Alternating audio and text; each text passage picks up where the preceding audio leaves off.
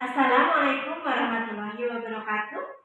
Sampurasun para wargi, perkenalkan nama saya Iin Sawitri SPD MPD. Saya pamong belajar di SPNF SKB Garut. Pada kesempatan kali ini, saya akan membagikan praktik baik saya yang berjudul Implementasi Laili Layanan AI untuk Literasi dalam mata pelajaran Bahasa Indonesia. Bagaimana keseruannya? Yuk kita lihat bersama-sama. SPNF SKB Garut merupakan lembaga pendidikan nonformal yang terletak di Kecamatan Cisurupan, kaki Gunung Papandayan. Pemandangannya indah, perkebunan, lahan teras sering, dan dikelilingi pegunungan yang berkelok-kelok. Di tengah keindahannya, terdapat kenyataan bahwa Garut memiliki permasalahan, yakni angka pernikahan usia muda yang tinggi, sehingga menyebabkan angka putus sekolah yang meningkat. Ketidaksiapan membina rumah tangga menyebabkan angka perceraian yang tinggi mencapai 5.000 kasus per tahun. Hal inilah yang mendorong pendidik sebagai penggiat pendidikan luar sekolah untuk mengedukasi masyarakat yang putus sekolah agar mau menempuh pendidikan. Temen tahu nggak letak geografis Australia? Tahu. Di mana coba? Di bawah Pulau Jawanya. Ya. Di Australia itu ketika berkebun itu sudah menggunakan helikopter, mulai dari penyemaian benih, mulai dari penanaman hingga pemasaran itu sudah pakai teknologi, guys.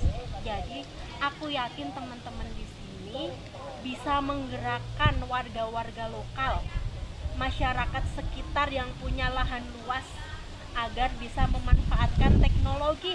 Sampai dengan adanya teknologi kita tersingkirkan. Kita harus bisa bermanfaat dan kuncinya adalah terus belajar.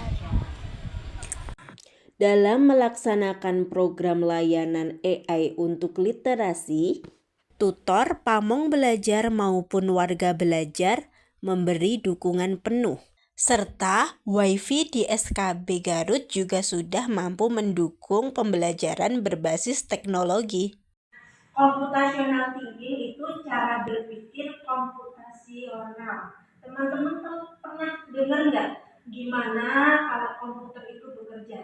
Kenapa ketika kita menggunakan HP bisa melakukan sesuai perintah kita? Berpikir komputasional atau computational thinking merupakan cara berpikir tentang bagaimana memecahkan masalah yang kompleks secara efektif dan efisien dengan atau tanpa komputer. Dengan berpikir komputasional, memungkinkan kita untuk mengenali masalah yang kompleks, memahami apa masalahnya, mengembangkan kemungkinan solusi yang tepat. Manusia akan terlatih untuk terbiasa berpikir logis, terstruktur, dan kreatif. Dasar berpikir komputasional inilah yang nantinya akan menjadi pedoman dalam mempelajari artificial intelligence. Computational thinking bukanlah bab dalam kurikulum Merdeka. Aplikasinya dapat disematkan dalam kurikulum. Adapun tahap-tahapnya yakni untuk tahap pertama menyiapkan materi dan bahan ajar.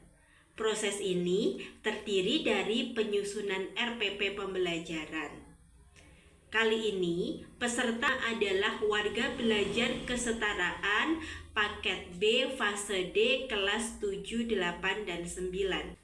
Proyek ini kami beri nama memanfaatkan AI untuk mengatasi masalah sampah di Garut. Temanya rekayasa dan teknologi. Topiknya kampanye sederhana memecahkan masalah sampah di Garut.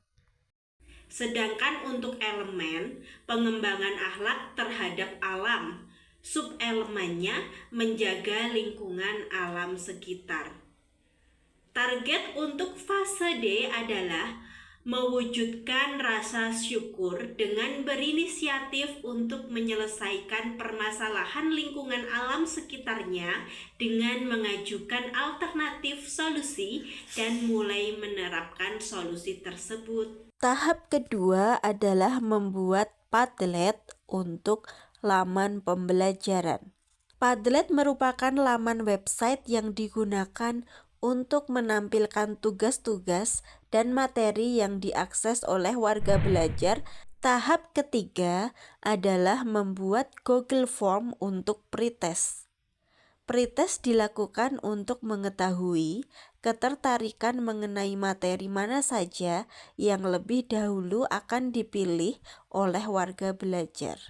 Mencoba menggali teman-teman itu suka pada hal yang mana, apakah suka dengan musik atau suara, atau yang satunya suka berkolaborasi dalam tim lalu membuat sebuah proyek.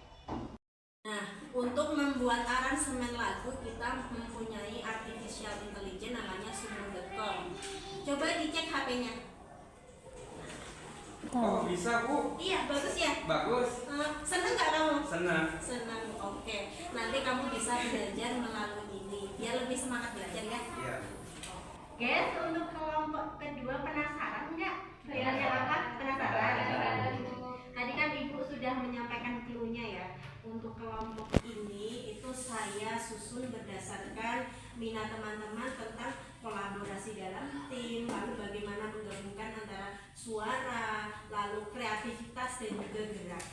Nah, teman-teman tadi nilainya udah bagus tuh, makanya di sini teman-teman bertiga Ibu kasih penugasan untuk membuat sebuah video drama. Buanglah sampah pada tempatnya, jangan sampai lengah. Garut Kota Intan. Halo Tante, kenapa kepalamu ada plastiknya? Iya Ujang, aku kayak gini karena ulah manusia. Mereka membuang sampah sembarangan. Nah, seru kan melihat aktivitas warga belajar? Untuk tahap kelima adalah merancang rubrik pencapaian. Hal ini penting dilakukan untuk mengecek kompetensi warga belajar. Tahap keenam adalah melakukan post-test. Setelah post-test terkumpul, lalu kita akan melakukan olah data. Data tersebut menunjukkan bahwa minat warga belajar sebelum dan sesudah mengikuti pembelajaran naik. Hal ini menunjukkan bahwa program ini layak untuk dilakukan. Seru Bu, bermanfaat Bu. Menambah pengalaman baru. Saya ingin sukses. Saya ingin belajar lebih giat lagi. Halo, nama saya Min Jessica, saya dari paket B. Belajar bahasa Indonesia menggunakan AI menjadi lebih gampang dan mudah, dan saya suka membuat video. Saya Sinta. Dengan belajar bahasa Indonesia menggunakan AI, hobi saya membuat lagu jadi lebih terasah dengan mudah. Setelah menyaksikan secara langsung ya prosesnya dari gagasan yang telah Ibu Iin buat, yaitu idenya Laili gitu ya, memaksimalkan AI untuk meningkatkan literasi anak-anak dalam mata pelajaran bahasa Indonesia. Dengan anak-anak tuh dikasih tugas bikin video dan lain-lain, itu sangat bermanfaat buat mereka gitu. Jadi mereka tuh lebih aktif, lebih semangat, dan bisa mengasah literasinya itu nggak harus tok baca buku gitu. Jadi keren banget sih. Semoga programnya terus berjalan dan tidak berhenti sampai di sini. Terima kasih. NFSKB Garut.